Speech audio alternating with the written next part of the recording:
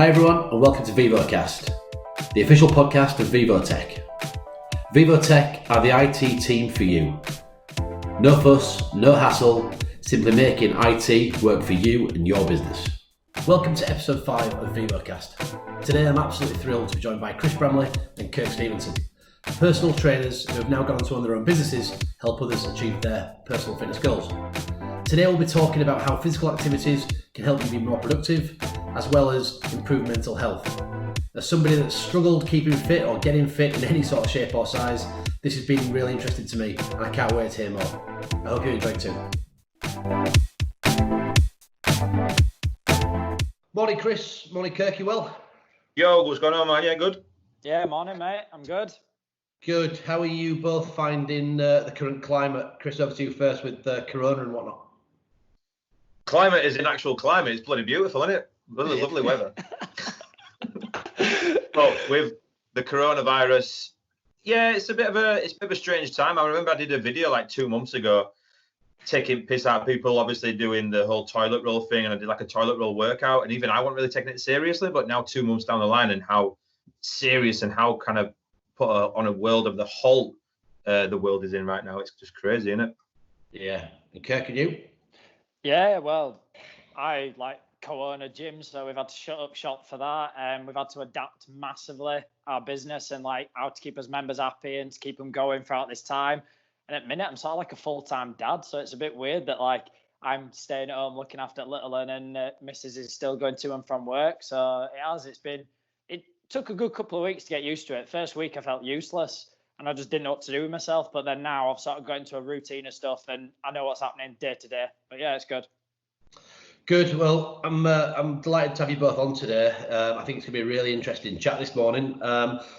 So we've got Chris and Kirk who are heavily involved in fitness in slightly different angles, but they've joined up recently to make a difference. And I think for our listeners, it'll be really, really useful to gauge some hints and tips in the fitness piece.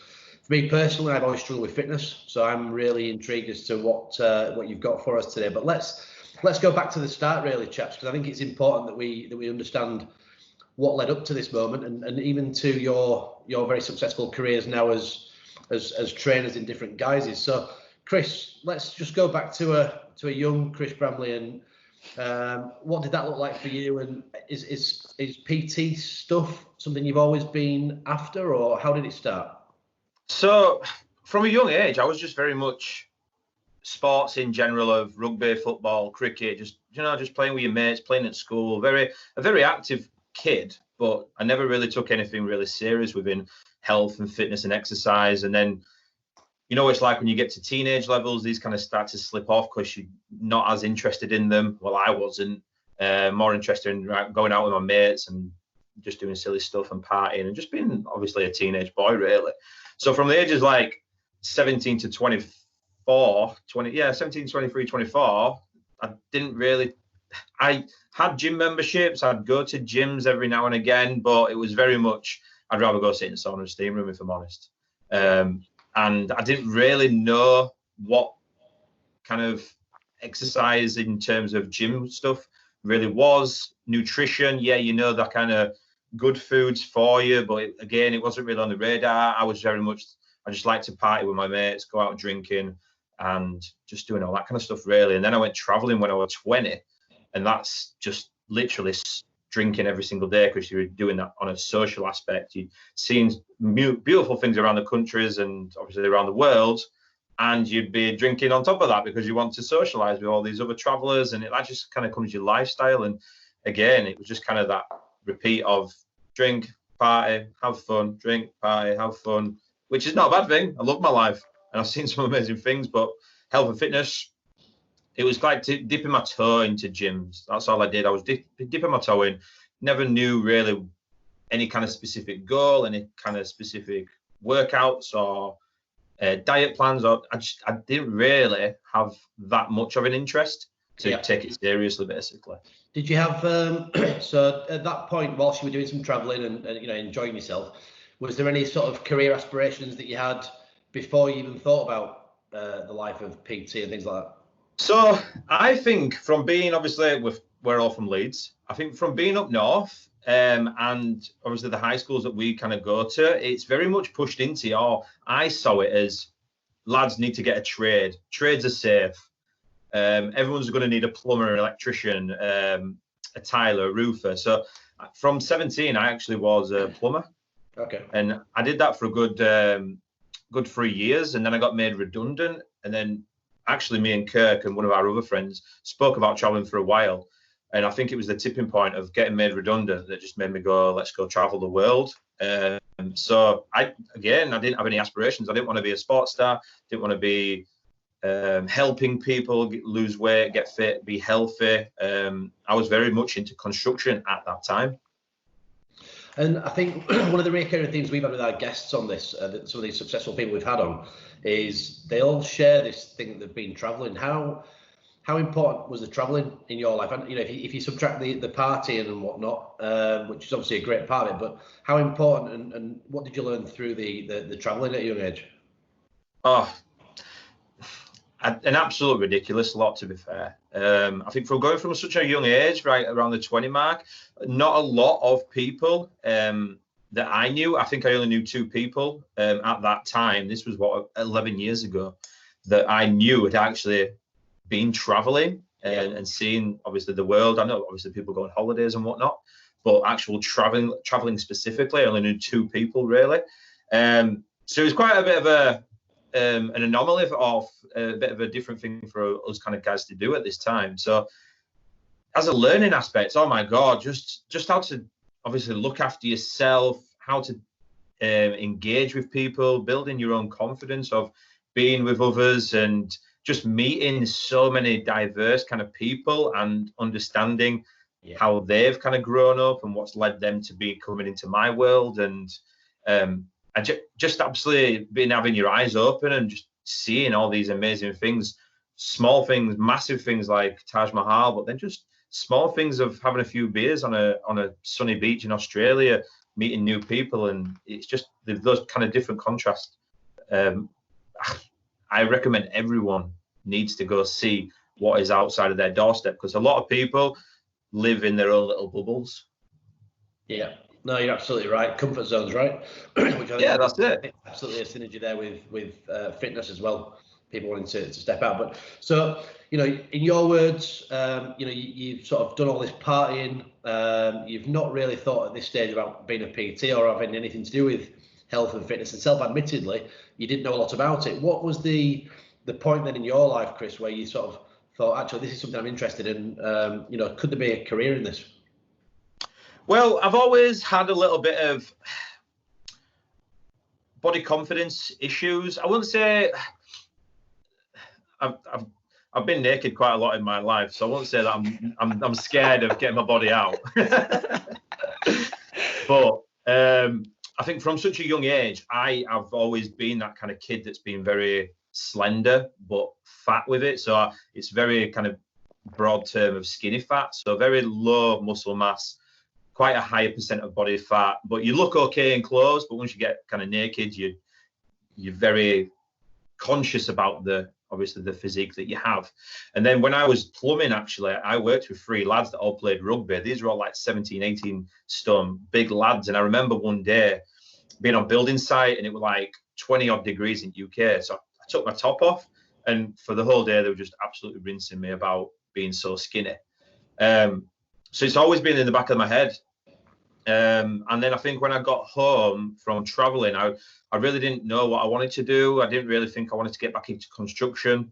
So I managed to get a part-time job behind a bar, but also behind a gym reception. Right. And then it just kind of spiraled out of seeing these guys being in amazing shape, amazing fitness. And then I think from a young age, you don't really have, before social media came aboard, you don't really have that many people to look up to. Maybe someone in your friend group or your social circle, or maybe a movie star, but not really too much to be like, oh, I want to be aspiring like them. Where I think nowadays with social media, all you do now is compare yourself to so many other people, because your circle's just, well, it's the world now, isn't it? You can literally see anybody and everybody. Yeah, no, it's a great point, and actually, it's been a reoccurring theme from the guests we've had on ViVoCAST. Everyone's spoken about this role model, and it's really interesting listening to who those role models are, because they're not necessarily people you expect. As you've said, social media now, it's very easy to look at somebody who's at the peak of their game within the thing that you're interested in. So Yeah. if you want to be a bodybuilder, it's very easy to look at the world's leading bodybuilders and aspire to be. But like in your story there, you're talking about 3 lads on a building site, and it sounds like ultimately they were your role models to start with, right? Yeah, that's right, exactly.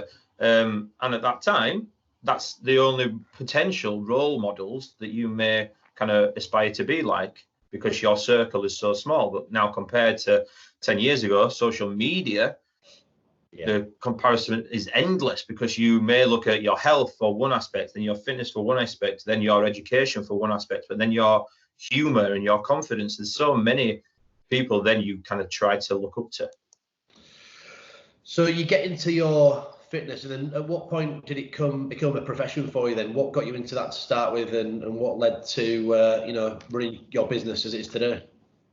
So from obviously working in the gym, they put me through my qualifications. I fell in love with exercising. I fell in love with actually knowing how to do it in the correct manner and what's going to get you the better results, and seeing progression week by week, seeing members coming in week by week. And I absolutely loved the lifestyle that I was living then. I was working like 20-hour days some weeks, but I was thriving on it, and I was loving it, and I was loving being at the gym.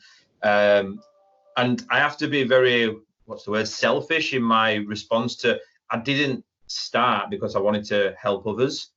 I didn't think, I want to end the obesity crisis, or I want to get everyone healthy and fit and be positive. At my start of my journey, it was just very much solely for me. I wanted to change who I was, and I wanted to get and be better, be the better self that I could be to start with. But then as I transitioned and spent so much years now in the industry, it has come to that fact of when you get someone a result week by week, and they're feeding that back to you, and you personally have helped them and created that for them, it's just, my God, it's just such a sense of positive accomplishment from them, but obviously that I've helped them guide it on their way. And that really kind of just every single day wakes me up in the morning being like, I cannot wait to speak to one of my clients, or see what they've done today, or see the progression. And I just really feed off that now.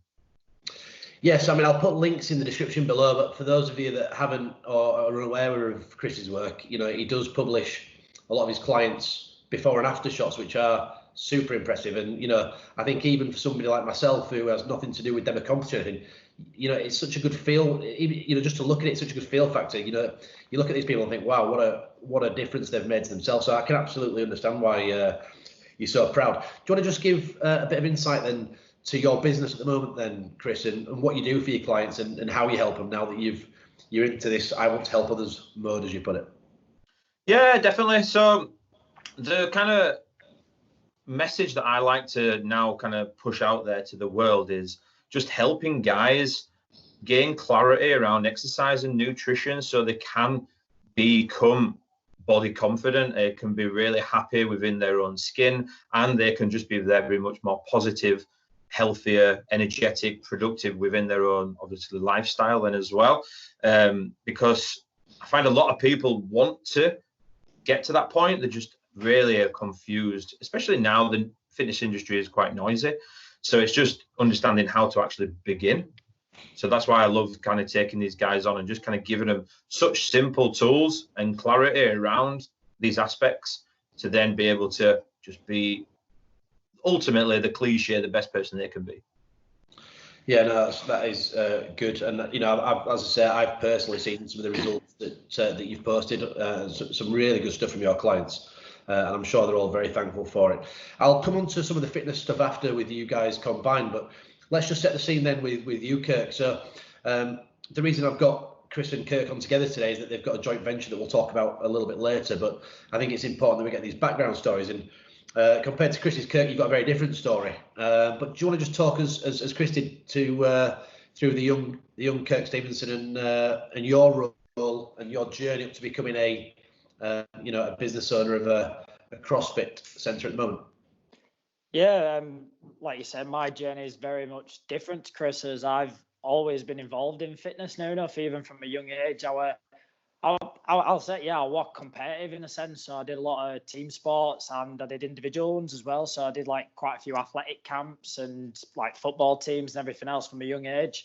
I wouldn't have said that I was amazing at any of them, but I goddamn tried my hardest, like at whatever I did. Then I started getting mainly into fitness when I got to about 16, 17. It was one of those things that just a few lads just had started going to the gym more than anything else. And I just thought, well, why not? Like, we're all getting to that age where you start getting interested in girls. And, well, girls like muscles, don't they? So it's one of those things that was the main priority then is, let's see what we can do with this.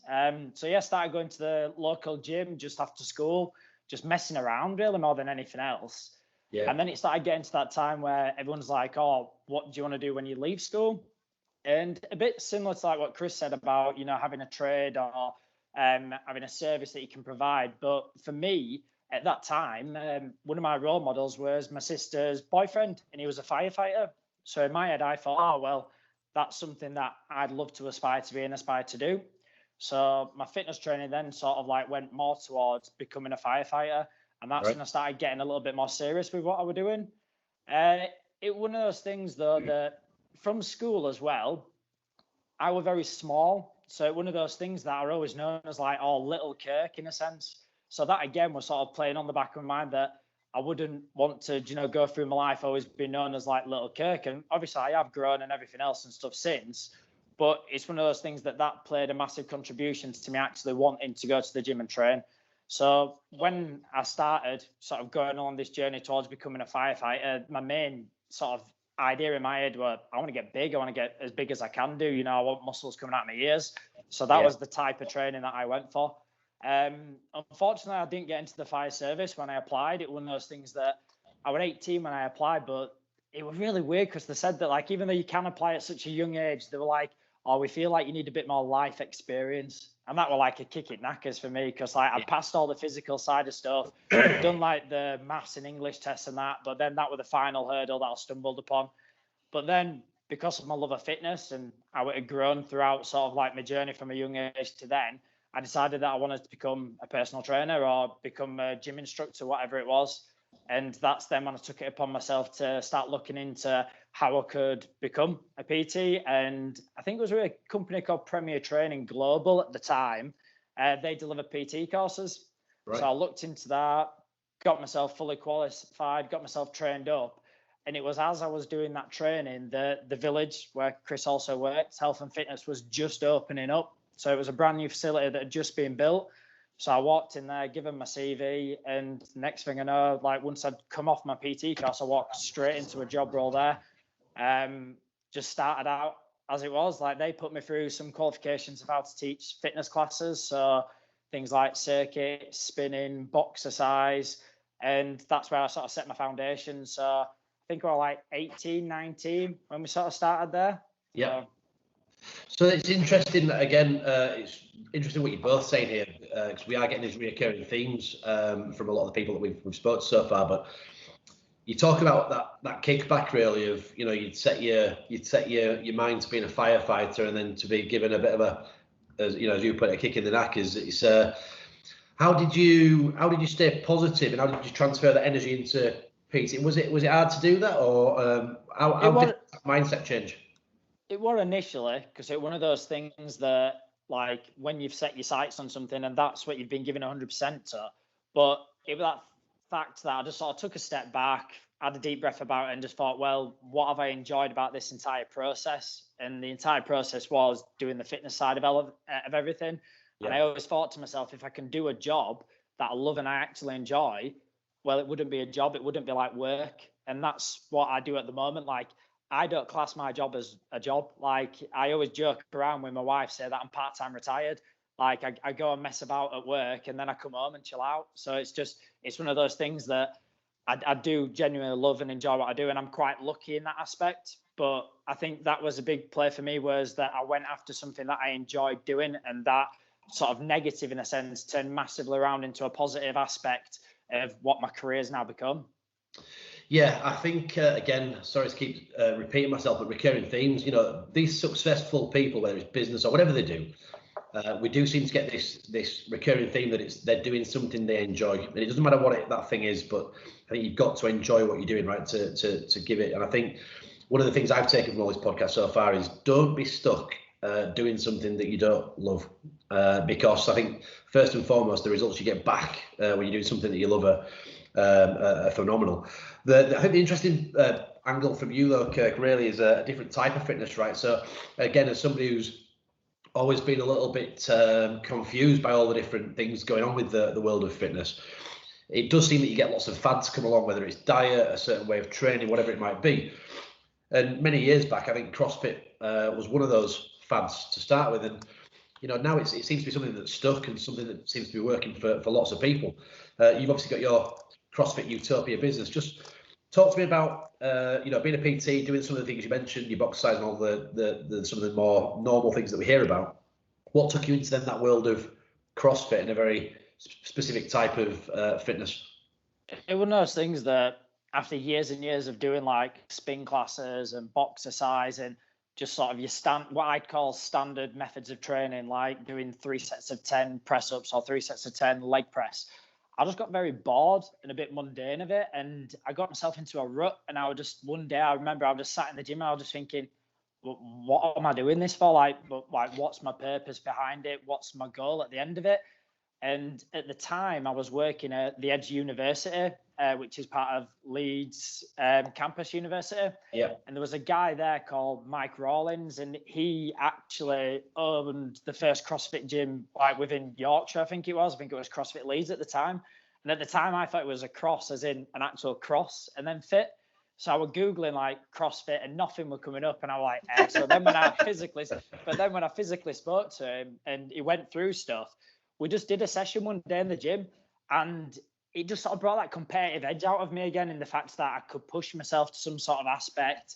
It had every method of training in there as well, and it had new elements in. So it had things like gymnastic movements, Olympic lifting, things that I'd never done. So for me, I saw it as like a new challenge. And it's the thing that because there's that many methods within it or different training techniques and types, it's quite hard to master them all. So you're constantly learning and progressing throughout. So I saw it brilliant for me as a person because it was giving me little goals and sort of like progression margins for everything that I could achieve. So, for example, I was like, right, I want to learn how to do double unders, which is where a skipping rope goes under you twice. And I did them to death. Like, I looked like I'd been whipped to pieces with a cat of nine tails, but I got them at the end of it. And that was just like some form of achievement that I'd like moved towards. Yeah. And then at the time, I was training at a fitness centre close to ours, and there was my business partner, Sam, in there, and we're both just training again. I just said to him, I'll give this a try, because he was just coming out of sort of professional rugby, and he was a bit lost and didn't know what to do either. And he did one session, and like it wrote him off, like he struggled with it. But then the next day he came in and he was like, right, what we're doing today? And then from there it just sort of spiraled on, and to the stage where like the gym had to actually sort of get bits of equipment in to sort of accompany us, like the sort of like put some rings up in the roof so we could do like gymnastic work on them. I'm sure that we did a lot of people's heads in, because we were like running in and out of the door and like trying to learn how to like handstand walk in between treadmills and rowers. So I think people like hated us a little bit, but we enjoyed what we were doing, and that was the main thing. And then it just got to a stage, I just sat down one day with Sam and I just said to him, like, look, I've been looking into this, and why don't we open up a facility? I'd probably struggle to do it on my own. Would you be interested? And he sort of bit my hand off at the opportunity and was like, well, yeah, let's do this. So we looked into what we needed to do. We both did the qualifications, the extra training that we needed to do. So we invested quite a bit of like time and money into ourselves. And then we sort of like started looking around for a property, and luckily we stumbled across where we're at now. That was through Facebook. Somebody just randomly tagged us in something saying, oh, check this out. We went up, had a conversation with a guy, and then sort of like 2 weeks later we'd agreed terms with him, and then yeah, the rest is sort of history, so to speak. We just started getting the building ready for purpose, and yeah, we opened up in, I think it was January 2015 that we actually opened up. So we've been open quite a while now. But yeah, it's so moving onwards and upwards. Yeah, so you're obviously running CrossFit Utopia now. Just talk to us a little bit in the same way that Chris did then. What is CrossFit Utopia, and what does it do? What do you do for your clients? Well, we're a group fitness facility predominantly. So we do group classes. We've got loads of classes on throughout the week. We have them weekdays, mornings, evenings, and weekends as well. The type of training that we do, it is a mixture of everything really. So we do some gymnastics, Olympic lifts, bodyweight exercises, things with kettlebells, medicine balls, cardiovascular training. And we combine them in a certain method and way. So it's going to help you get fitter, faster, stronger. Ideally, that's the purpose of it. And then we've got open gym sort of facilities as well. So we are open when people can come in and just use it to either do their own types of training or practice certain movements, whatever it might be. But we've grown massively since we've been there. And like you said, it was one of those things that me and Sam at one point, we were like, oh, what if this CrossFit bubble bursts? Like we've invested a lot of time and a lot of money into this facility. Is it going to be one of those, like you say, fads like Zumba or something that all of a sudden are just going to go and just tail off? And luckily for us, we've built a community. And I think that's what works a lot for people, is the fact that everyone comes in and everyone knows each other, talks to each other. And it's not your typical gym that people go in and just put an iPhone in, headphones, and just don't speak to anybody. In ours, everybody we even have workouts where they're training together, they help each other out. They're in groups of either 2s, 3s, 4s, or you're working as an individual as well. So it's that unity that I think, especially in this time that we're at now, has helped us massively sort of keep everyone together. And it keeps people coming back because they feel that they're actually a part of something, that they don't just pay a gym membership. They sort of like belong to it. And like the amount of messages that we've been getting since we've been shut of people that just say they're missing it, not for sort of like, well, there is the fitness aspects, but I think it's more for that social and community side of things as well, that a lot of people come there just to have a bit of a chat and just leave feeling a little bit better about themselves at the end of it. Absolutely.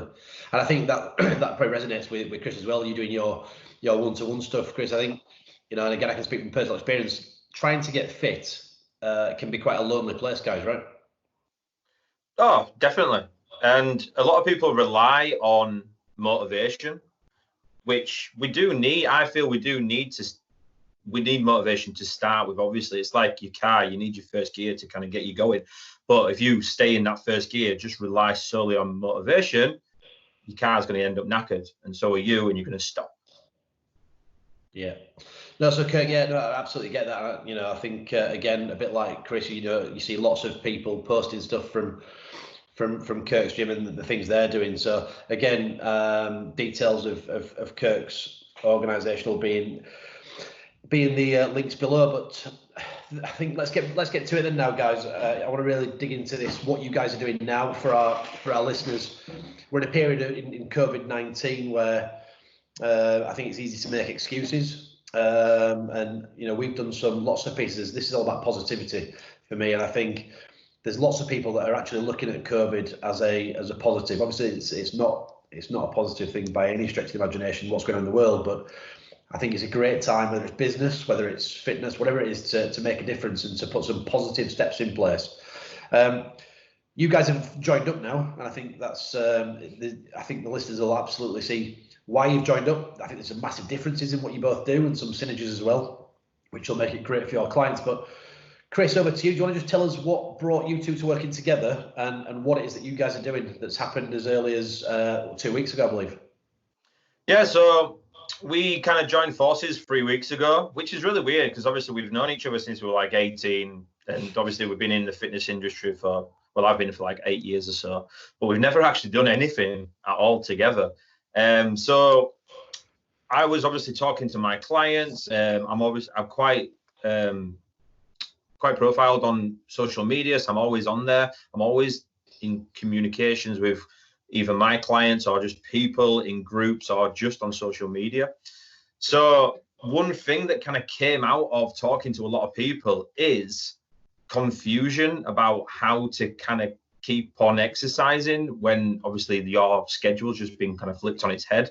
That may be that you're not working at all, or you're working from home and you've got to look after the kids. You've got to somehow get working as well. And obviously, if you are used to going to the gym, you're used to your certain routines, how to kind of get the motivation to just start that. And I think a lot of people were struggling with when I can remember this one conversation. He was like, well, my living room is now my office, my living room, and my gym. And he's like, it's just trying to get that separation.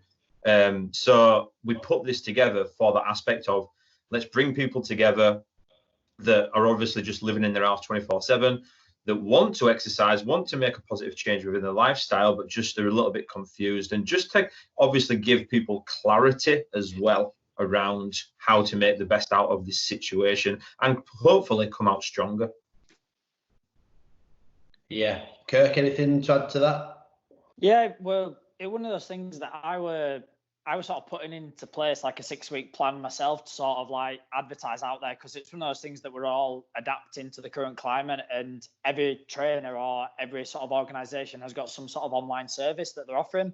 And I currently wasn't doing that. And I was thinking, well, I'm missing a trick here. And then next thing I know, Chris rings me up and says, oh, I've got this idea of doing sort of like a 6-week coaching plan. Would you want to sort of be a part of it? And I sort of jumped on board straight away, because it's one of those things that, like Chris said, we've known each other for years. So that trust and knowledge between each other was there straight away. And I know sort of what he's doing within his business and what I'm doing within mine. And we just thought that it worked perfect together. So we put the plan together, and we thought, well, we'll be quite specific with the target audience that we're aiming for. So we've gone mainly for guys, and we've said that we're looking for guys that, like Chris said, that are struggling with that clarity, or that have maybe tried diets and then they've failed in a sense, or that they struggle with the type of exercise that they need to be doing, or they're just confused about the amount of information that's out there. Because at the moment, there's too much information for people. People used to struggle because there wasn't enough information, and would be like, right, we need to try find out what I need to do. Whereas now it's like information overload. You just type in fitness and about 60 odd million things will come up, and they're all conflicting because everyone's got an opinion on something, and everyone thinks their opinion is an informed opinion. And that's the issue that we're sort of having. So we went down the approach of what we both sort of use, and using sort of evidence-based sort of studies and sort of evidence-based training that's worked for Chris's clients. It's worked for people that I've dealt with, and we just put it together in sort of like one big bubble to try do it for a group rather than on a one-to-one basis. Because again, we were looking at maybe making that sort of like community and making people accountable to each other. Because I think at this time, especially, it's a lonely place for a lot of guys. Like, I'm okay, I've got my wife and my kid here running around, but it's one of those things that not everybody's like that. Some people are sat at home, working from home, and they're not leaving home. Whereas if we've created this group that they're now a part of, it's given them some sort of belonging to it as well. So it's a bit more of that social aspect, as well as sort of the training, the diet, and everything else that's going with it. So this is a 6-week plan, right, guys? What does it entail then? What do your clients sign up for, and what do they get as part of this 6? This is not a sales pitch, but what would somebody expect in 6 weeks working with you two? Awesome results. That's it. We're going to take you from 1A to B, basically. So we're going to go through, obviously, your nutrition, what you're eating right now, and then make those small adaptations. It's not a 6 weeks, let's just eat very, very little. Let's work out every single day, 4 times a day. Let's hit it really hard for 6 weeks so we can lose loads of weight, but we're not going to learn anything along the journey. And then we're going to obviously then rebound and obviously end up where we previously were. We wanted to make it so we can push your limits. We can give you actual, like Kirk mentioned, evidence-based knowledge from what we've done personally, what we've done with our clients, and what we obviously understand in the fitness industry right now. So we want to give people that clarity that they don't need to be restricted with the diet. They don't need to be overly exercised and just being too aggressive with their output, and understand just the lifestyle changes, just those small little changes that you can adapt to your already lifestyle that you enjoy, to then be able to get you some great results. What do you think, Kirk? Yeah, like you've sort of said it there. It's the main thing was about clarity and education for people, because like we said, people are confused, so they don't know what's going on, what's right, what's happening, and everything else around the middle of it. So we've looked into bits and pieces around sort of like change and mindset as well, because that's a massive thing that people struggle with at the moment. Is people don't like change. It's scary for them. It's sort of instilled into us. So we've sort of been talking about positivity, habits, goal setting, and how we're sort of actually going to sort of manage them towards their goals at the end as well. So it's been like, it is like it says, it's a coaching process. It's not just like a weight loss group or a muscle building group. We're focusing on actually coaching these guys so that they're feeling better at the end of this, you know, the walk away from this 6 weeks, and in the nicest way, they don't have to ring us up again saying, oh, I'm struggling, I've piled loads of weight back on again. Like, in the nicest term, we don't really want to speak to them again after this. It wants to be one of those things that they've learned from us. Okay. They can implement it into their lifestyle, and they've built those new habits that we're wanting to sort of like keep going on, progressing for sort of like the rest of their life if they can. Yeah, it's interesting. Obviously, in episode 2, we had Chris Fawcett on talking about positivity, mindset, and you know that approach. And he touched a lot on fitness and how important that is. How important do you guys believe that fitness helps the mental state? And do you think this 6-week course that you're putting together will help people from a mental aspect? So obviously, last week we had Mental Health Awareness Week. I think with coronavirus being around, it's taken a back seat almost, and people are, you know, I think we're almost forgetting that there are people out there suffering from mental health issues. How do you think fitness helps people with these issues, or even just, you know, it doesn't have to be that you've got an issue necessarily. How do you think it helps with your mental state generally? Well, with me personally, I don't have any mental health issues that I know of, sort of thing, or that show up front. But for me, I just use it as a stress relief more than anything else. So it's like, whenever I train, I feel good at the end of it. It's proven that exercise gives you a good move, improves your energy levels, gives you that bit of self-confidence as well at the same time. So with this, that's what we've been sort of like trying to instill the habit of, if you get into that regular exercise pattern, you are going to feel better at the end of it. And it's just, it doesn't even have to be like a mad fitness session. Just going for like a 10-minute brisk walk. At the end of that, you feel better, because naturally your body starts to release hormones that sort of flow through you, so that for the rest of the day, you're going to be on a high, to sort of speak. Yeah. Chris? So for me personally, I do agree with obviously what Kirk is saying. You do get all these massive benefits, but when you don't exercise or you don't eat a well-balanced, nutrient-dense diet, you don't know these feelings. So I remember when I think I was about a year into my new business. So this was probably about 2 years ago, just a little bit over. And I obviously exercise and eat well and rah-de-rah, look after myself. But because I was starting the business, I was doing like 16-hour days. I was so obsessed with it being successful that I wasn't eating really too well. I was still exercising, but it was quite sporadic, and I was very focused on just the business side of it. And it kind of led me down a bit of a dark path, because I wasn't looking after my health. I wasn't sleeping that well. I was probably drinking more as a little bit of a stress release than actually was exercising. So it led me down a really dark path, and then it's just really hard to then crawl out of that kind of dark hole that you've dug for yourself. And mentally, you want to do something positive for yourself, but it's just easier to not do something positive. Yeah. I found at the time. So I got into a really, really dark place. I don't want to go too deep into obviously the kind of depressive state, but I just didn't want to do anything. It got to that stage where I was just staying in bed for a few days. I didn't want to see clients. I didn't want to exercise. I didn't want to eat well. I didn't want to work. I didn't want to do anything at all. And I kind of lost my own way. And I was getting, the funniest thing is I was getting amazing results with my clients, and these were all feeling amazing. And I was putting on a mask every single day to be able to provide that energy, to provide that happiness, to provide that motivation for all these other people. But then behind closed doors and behind my mask, I was just at the lowest I could ever been in my life. So it took some turning around, but I found that love for exercise again, and for obviously eating really well. But I found actually just balancing everything out has made me thrive now. So exercising every day, eating a really well-balanced diet, but looking after myself. So keeping my body fat low so I look good, because when I look good, I feel good. But then managing my time within my business so I'm not always killing myself in the business aspect of it as well, which has now led to me actually working less hours, but thriving and actually being able to accomplish more within my business.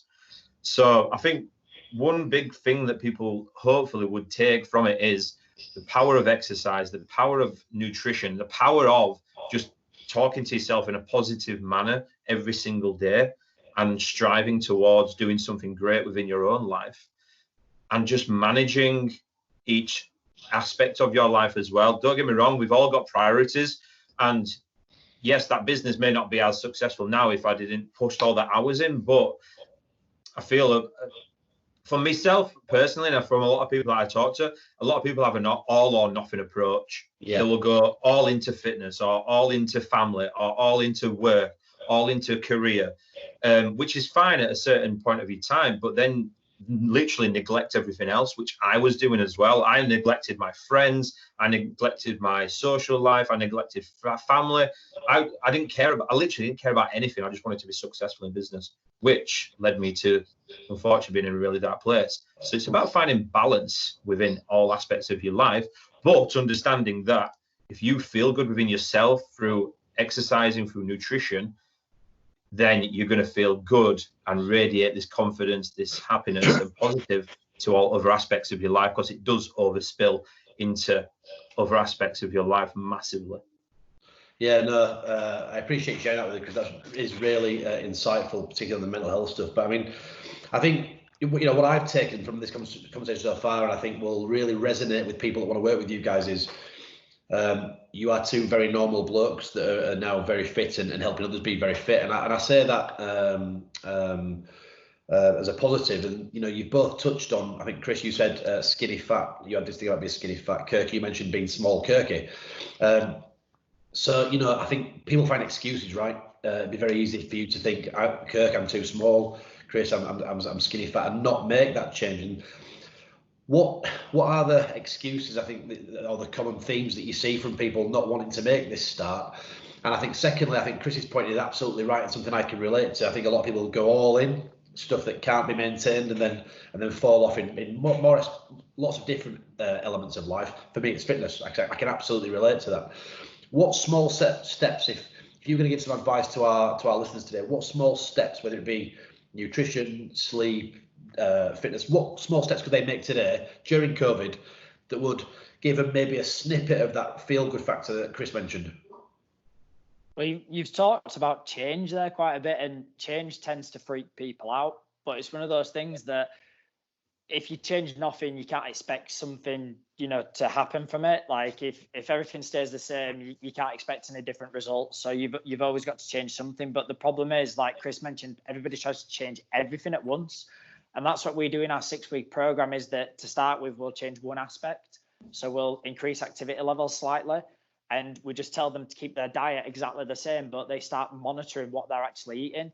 And we found that by the end of that first week, people had already started losing weight or seeing some sort of progress just through their activity levels going up slightly. Yeah. But by activity, like I mentioned, walking is activity. Okay, playing in the garden with your kids is activity. Doing some gardening, whatever it might be. You don't have to do like a hell for leather, like high intensity cardio session to start actually seeing some form of benefit from it. Yep. And then when we move on to week 2, that's then when again we implement another small change, and then again and again and again, because you find that if you change little bits over a period of time, those little 1% that you're changing, like over a year, if you change 1% every week, at the end of the year, you've changed 50% of everything. So like it's a massive change that you're going to see. And that's the problem, is that people will try change everything straight away here and now, and you can't get used to it because you haven't built in the habits of doing it day in, day out, month in, month out, week in, week out. It's just, if you go right in now, hell for leather, if I just decided right now, that's it, I'm never having a cup of coffee again in the morning, it's straight into the forefront of my mind because I've restricted myself from it. And once something's in the forefront of your mind, you want even more. It's like when you say to a kid, don't touch that, the first thing that they want to do is touch it because it's there, it's in front of them. Yeah. So with people and with exercise, I wouldn't say at the moment people are struggling with motivation. People are quite highly motivated to exercise. The amount of people that I see that are doing press-up challenges, 5K runs, you know, this, that, and the other, the thing that they struggle with is the fact that they're getting motivation mixed up with sort of like the results that they're after as well at the same time. And I think that's moving on to like where we set goals and how we tell people to set goals, is not thinking about sort of, I don't know, I want to lose 15 pounds. We tell people to think about who they want to become and how that person looks and what that person does to get there. Because that way, then you sort of build your lifestyle around where you want to be, and it makes it a lot easier. But if one thing for anybody, like I'd tell anybody just to start moving more, just like doing a little bit of walking, whatever it might be, just go for a stroll out. Or if you do want to do some sort of like home workout sessions, then try implement them first thing in the morning. I always tell every client or anybody I deal with to do it first thing straight away as soon as you get up, because then you struggle to find excuses to get out of it and you'll feel better for the rest of the day. And then it's done. It's not lingering in your mind thinking, oh crap, I have to do that later on. I'll leave it another hour. I'll do it later on. I'll leave it. If you just get up and get at it, it's the best thing that you can actually do. For me, mentally, it is anyway, because you've done it. You've achieved something straight away, and it's a small win for that day. Yeah, and I guess that also goes back to the point that you were making about, you know, it releases these hormones that that give you that positive feel, right? So why not get the most out of your day and get them coming out early, right? What's the point in having them coming out an hour just before you go to bed? Yeah. Chris, any tips from you that somebody listening that just could, I guess, touching on Kirk's point, make that small couple of changes that kickstart them? Yeah, and it comes from that kind of quote. I think it's like a Mark Twain quote about eating. If you eat a frog that's alive first thing in the morning, you can't go then through the day knowing that you've literally done the worst thing. So if that's exercise to you, or that's eating a healthy meal, for example, like Kirk mentioned, get it out of the way first because you've done it. And then you can obviously move on with the day going, well, I've done the worst thing that can obviously happen today. So then I'll keep on moving forward. And also the touch of, this is what I do with all my clients, is not going, what's the kind of superficial goal of, oh, I want to lose 15 pounds or I want to lose a bit of belly fat, which obviously a lot of people do, but actually understanding, one, why you want to lose it, and two, who the ultimate identity of that person is that you want to be. So do you want to be a successful businessman that wants to be able to wear a fitted shirt and walk into the office and be just like confident? Do you want to be a dad that can play around on the beach with his kids with his top off and not be self-conscious? Just like find that ultimate person and then think about the day-to-day traits that they would then obviously have and the characteristics that they would have. So if you wanted to be an energetic dad, for example, what would they do? They'd probably play with their kids a lot. They'd probably be showing them how to eat well. They wouldn't be just sitting on the sofa and eating pizza all day. Yeah. So you kind of get these traits, and then you build these small habits day by day, and then that's going to create then that ultimate identity that you want to be. I think a lot of people aren't confident within their self, so they don't really believe in their self. So then they don't really feel that they can actually attain the goals that they want to obviously achieve. So then the easiest route is, instead of trying and failing, which a lot of people don't do, they just don't try at all, because then they're comfortable, they've not failed, and they know no better, I'd say. So I think just literally mimicking what Kirk's saying, just start really, really small, do the minimum that you can.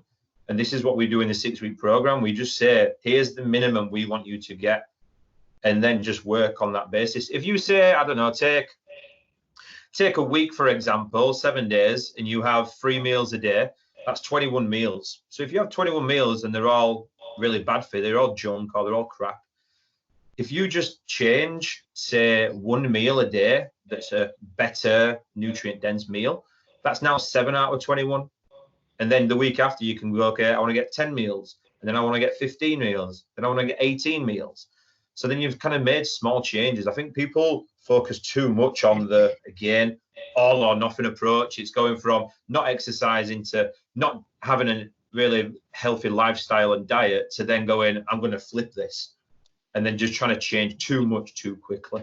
Yeah, some super interesting points there. I think one thing I've taken from that then really is I think you get this when you have this all or nothing approach. You also have this success or failure approach. Because if you set out based on the example you gave there of 21 meals, if you've got that all or nothing approach, I'm going to eat 21 good meals, and you do 20, but before you do none, that's a brilliant start. But if you have that all or nothing approach, that's failure. Yeah, massively.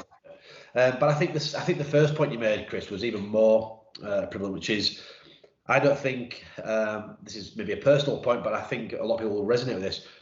The goal of having a six-pack or the goal of losing some belly weight, or whatever it might be, I don't think it's strong enough to maybe drive those behaviours. And I think you're absolutely right. I think what I would take from what you've both just told me is that the first thing you could maybe do today is have a think, and that thought process would be, what do I want to be? And that is, if it's I've got a young 2-year-old daughter, I want to be an energetic dad. So that drive is something that would keep you motivated a lot more than I want to look good on the beach, for example. So, I think you guys are absolutely bringing it back to mindset. So for those that are interested in getting into this, what steps should they be making, and how can they get involved in this fantastic program that you guys have got going? Okay, do you want to go? Oh, yeah. Well, firstly, they can just contact us more than anything else. We put out quite a few posts and just a bit of information just so everybody could get in touch with us and sort of like find out what it is. We're currently running one at the moment. They're going into week 4 next. We're amazed by what these guys have sort of achieved already. It's unbelievable. They've sort of gone, I think, above and beyond our expectations, which is amazing. So it's going to be good because we're going to actually have some sort of like live results and sort of like testimonials coming from them guys. But the biggest step for this is just sort of that first step towards it. It's like we mentioned about change. People are scared of it. Yeah. It's one of those things that we are going to implement some sort of like elements of change into your lifestyle, but hopefully they're going to be ones that fit into your lifestyle. One of my favorite quotes is, like Chris will know what I'm going to say now, is everybody wants a maintainable physique, but you need a maintainable lifestyle and diet to go with it. And that's the issue. Like if somebody parties all day, all night, it's still not maintainable and it's never going to sort of go on forever. So you need to have a sort of like a balance within your lifestyle so that you can still enjoy the social aspects of things, but yet you're still doing the things that contribute towards your health. And that is what people sort of tend to get mixed up. They sort of like overweigh the scales one way or the other. But first thing is just get in contact with us. If they want any extra information, then we're quite happy to give them that. It's one of those things that's the hardest step, I think, for a lot of people, is sort of like wanting to commit towards it. But with these guys, we said to them all that, well, at the start of it, we only thought that we were going to be in lockdown or quarantine for like another sort of 3 weeks. So we were like, right, you've hit these first 3 weeks running. And then when we sort of come out of this, at least you've made the start. You're into it already. Unfortunately, it's sort of continuing on for a bit further. But these guys at the end of this 6 weeks, rather than just sort of sitting, feeling a bit mundane, a bit sorry for themselves, they haven't changed anything, they haven't gained anything out of it. They've had 6 weeks of education, if you like, so they're going to come out of this hopefully a fitter, healthier, happier person. Yeah, so in regards to the next intake of our 6-week coaching, obviously we do it in 6-week blocks because we are providing the coaching. It's not just here's a transformation 6 weeks, here's a nutrition plan, here's a workout and go on your merry way. We are there every single day in our group supporting. We've got an overview of everything. So we do it in 6-week blocks. So the next intake is June the 15th. That's when it starts. We are going to, I've got a link on my website. So twbonline.co.uk/comp. So for you guys, for obviously the ViVoTech listeners, we're actually putting a competition on. All you need to do is simply go to that link that I've just said, and you just need to fill in your name and your email address. And then by, I think we said the week before, we're going to announce one person can have a free spot on the 6-week coaching. And that's what exactly say again, I'm going to reiterate it. It is coaching. We are going to be there every step of the way, holding your hand to be able to get the best out of those 6 weeks. So we've put that on for you guys and you're listening as well. So you can go in there as well if you want, guys. That's brilliant. So make sure you do that. What an opportunity to do something with yourself in the next 6 weeks. Guys, thank you very much for your time today. As I said to earlier in the call, I'll be putting all the details for Chris and Kirk in the details below. So get in touch. Thank you both for your time. Really interesting talk, and I'm sure our listeners have taken lots from it.